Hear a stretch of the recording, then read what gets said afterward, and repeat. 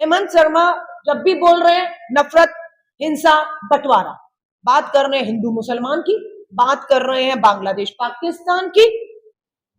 अरे असम की बात कब करोगे मुख्यमंत्री? শিলচর জেলা কংগ্রেস কমিটি কার্যালয়ে সাংবাদিক বৈঠকে অল ইন্ডিয়া মহিলা কংগ্রেস সভানেত্রী আলকা লাম্বা বরাক উপত্যকার মানুষের পাশে থাকার আশ্বাস দেন। তিনি বলেন, কংগ্রেস ক্ষমতা এলে বরাকের উন্নয়ন, সমস্যা সমাধান, বন্যা নিয়ন্ত্রণ, কর্মসংস্থান সৃষ্টি এবং স্বাস্থ্য শিক্ষা ব্যবস্থার সংস্কারে বিশেষ গুরুত্ব দেওয়া হবে।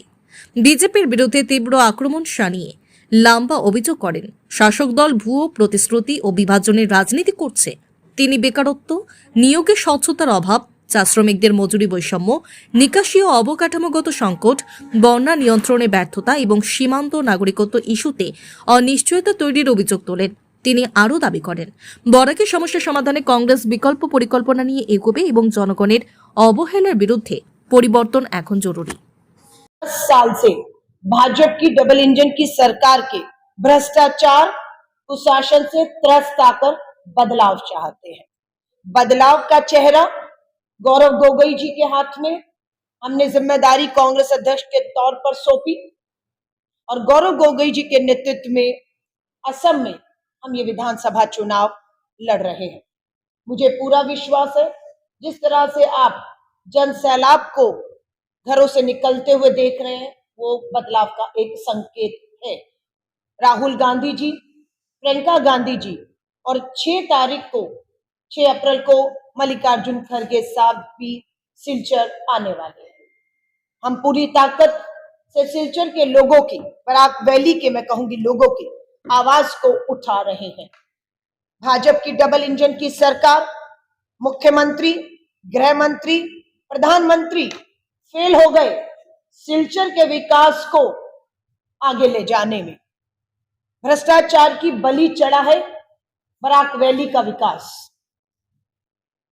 यहां पर जब मैं आई, गुवाहाटी से मैंने टेक ऑफ किया और जब मैं सिलचर लैंड की तो खूबसूरत बराक वैली देखने को मिली, बहुत खूबसूरत है। कुदरत की मैं कहूंगी एक मेहरबानी है कुदरत का। यहाँ नदियां हैं, यहाँ पर पूरे चाय के बागान हैं और यहाँ पर एक बहुत टूरिस्ट अपने आप में एक प्लेस जहां से लोगों को आय के साधन खुल सकते हैं। लेकिन उसे बिल्कुल क्यों इतना बहुमत विधायक इनके यहाँ से जिताकर लोगों ने दिए, सांसद इनका भाजपा का जिताकर दिल्ली तक भेजा, वापस में बराक वैली सिलचर के लोगों को क्या मिला, आज ये बताने का समय भाजपा डबल इंजन सरकार का है, जिसे बताने में वो पूरी तरह फेल हो गए। हेमंत शर्मा बिस्वा भी अपनी पूरी ताकत, अपना पूरा धन, अपनी सरकारी मशीनरी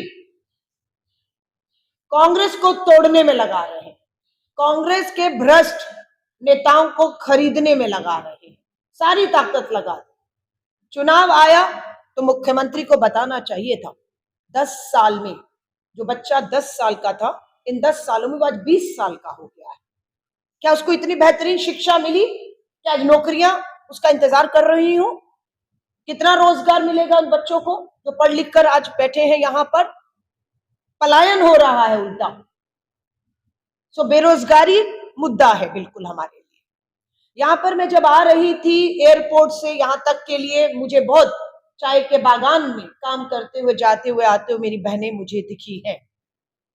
उनका जो मानदेय है देश के दूसरे चाय बागान कहें, रियासत के ही दूसरे चाय बागान में काम करने वाले कर्मचारियों से कम वेतन क्यों है? ये भेदभाव क्यों? ये अन्याय बराक वैली की हमारी चाय बागान में काम करने वाली महिलाओं के साथ क्यों?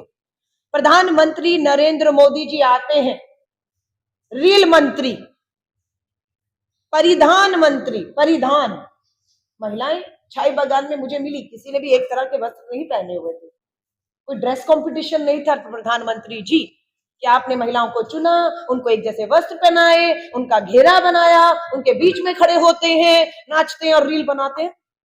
अरे उनसे पूछना था ना कि आपका मानदेय कितना है, उसमें इतनी महंगाई, बेरोजगारी में गुजारा होता है या नहीं होता, तो वो महिलाएं बात कर पाती। पर उन महिलाओं से तो बात की ही नहीं, प्रधानमंत्री ने चर्चा भी नहीं की, एक रील बनाया और चल दिए।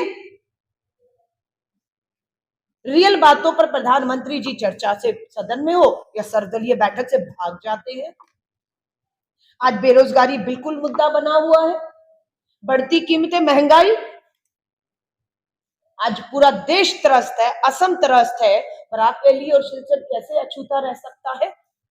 आज गैस का सिलेंडर का दाम 60 रुपया बढ़ा घरेलू का, लेकिन उसके बावजूद भी सिलेंडर नहीं मिल रहा है लोगों को। कमर्शियल सिलेंडर का कीमत 2000 से ऊपर चला गया और ब्लैक में 5000 का मिल रहा है। मैंने रास्ते में आते हुए देखा काफी ढाबा ताला लगा है। पूछा भी क्यों, इतना खूबसूरत जगह, इतना टूरिस्ट आता, ढाबे में ताला क्यों? बोला कमर्शियल है, सिलेंडर नहीं मिल रहा है, 5000 का सिलेंडर है, इसलिए ढाबा बंद कर दिया। ढाबा बंद होने से असर किस पे हुआ? रोजगार पर मार पड़ गई।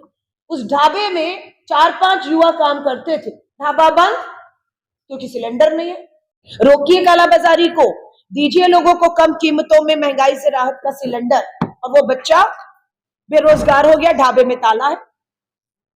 आप समझ रहे हैं इसका असर कितना? इस पे बात कर रहे हैं मुख्यमंत्री हेमंत शर्मा। हम पूछना चाहते हैं, हेमंत शर्मा जब भी बोल रहे हैं नफरत, हिंसा, बंटवारा, बात कर रहे हैं हिंदू मुसलमान की, बात कर रहे हैं बांग्लादेश पाकिस्तान की। अरे असम की बात कब करोगे मुख्यमंत्री? क्या दिया बताओ? करोड़ों की जमीनें हैं, करोड़ों की जमीनें असम की हैं, असम के लोगों की है। कौड़ियों के दाम अपने परिवार वालों के नाम, अपनी पत्नी के नाम, अडानी अंबानी के नाम, बाबा रामदेव के नाम। राहुल गांधी जी बोल कर गए कितनी बीघा जमीन किसके पास है, क्यों दे रहे हैं उनको जमीनें?